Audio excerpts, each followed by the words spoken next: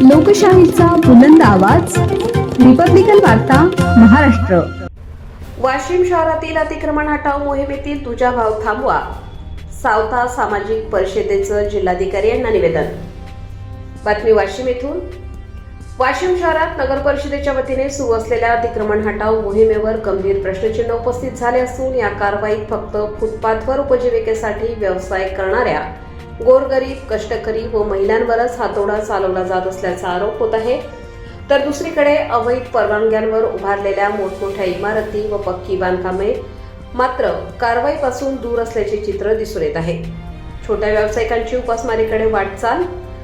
Civil line परिसरात, Deshmukh hospital ते महिला बचत गट परिसरात नुकत्याच झालेल्या अतिक्रमण हटाव कारवाईत अनेक लहान व्यावसायिकांचे हातावर पोट असलेले व्यवसाय उद्ध्वस्त झाले। या कारवाईमुळे अनेक कुटुंबांचे एकमेव उत्पन्नाचे साधन अचानक बंद झाले असून विशेषतः महिला बचत गटाशी संबंधित महिलांसमोर आर्थिक असुरक्षिततेचे गंभीर संकट उभे राहिले आहे। नियम फक्त गोरगरिबांसाठीच का? शहर सुशोभीकरण आणि शासन नियमांची अंमलबजावणी आवश्यक असल्याचे मान्य असले तरी नियमांचा बडगा केवळ दुर्बल घटकांवरच उगारला जात असेल तर तो अन्यायकारक ठरतो, अशी संतप्त प्रतिक्रिया नागरिकांमधून व्यक्त होत आहे। अवैध बांधकाम करून कोट्यावधींच्या इमारती उभारणाऱ्यांवर मात्र अद्याप ठोस कारवाई का नाही, असा थेट सवाल उपस्थित केला जात आहे। जिल्हाधिकाऱ्यांकडे कडक शब्दात निवेदन। या पार्श्वभूमीवर चेतन संतोषराव इंगोले, सावता परिषद शहराध्यक्ष, वाशिम शहराच्या वतीने आज दिनांक 30/1/2026 वाशिम जिल्हाधिकारी यांना निवेदन देण्यात आले। निवेदनात अतिक्रमण हटाव मोहिमेतील दुजाभाव थांबवावा आणि न्याय भूमिका घ्यावी अशी ठाम मागणी करण्यात आली आहे।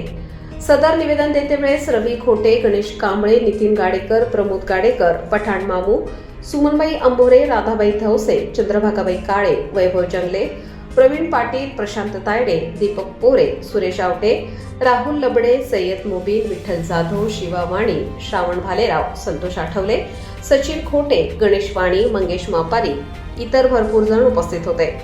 नमस्कार, मी चेतन संतोष इंगोले, सावता परिषद शहराध्यक्ष वाशिम।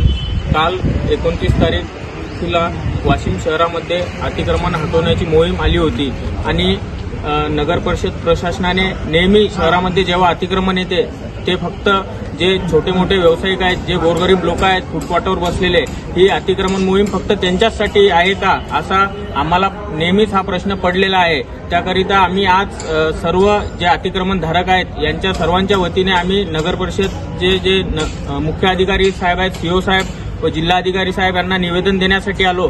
कारण की जे वाशिम शहरामध्ये अवैध बांधकाम झालेले आहेत ते अवैध बांधकामाच्या नगर परिषद प्रशासनाने नोटीस काढलेल्या आहेत। 2022 ते 2024 पर्यंतच्या नोटीस ह्या माझ्याकडे आहेत आणि त्याच्यावर अद्यापपर्यंत नगर परिषद प्रशासनाने कुठलीही कारवाई केलेली नाही। याचे मूळ कारण काय? नगर परिषदचे मुख्य अधिकारी साहेब यांनी जे अवैध बांधकाम धारक आहेत त्यांच्याशी हातमिळवणी केलेली आहे का, असा आम्हाला हा प्रश्न पडलेला आहे। नेहमी शहरामध्ये जेव्हा अतिक्रमण येते तर हे गोरगरिबांच्या पोटावर लाथ मारण्यासाठीच येते का, असा सर्व वाशिम शहरातील लोकांचा हा प्रश्न आहे।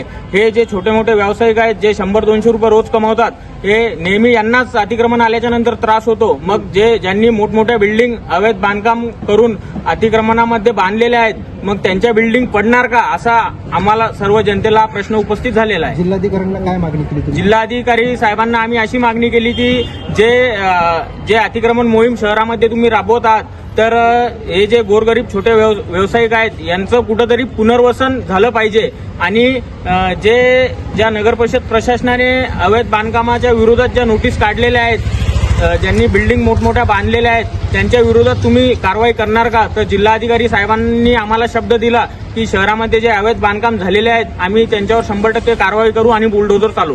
रिपब्लिकन वार्ता न्यूज महाराष्ट्रासाठी वाशिम विदर्भ उपसंपादक राजेश ढोले।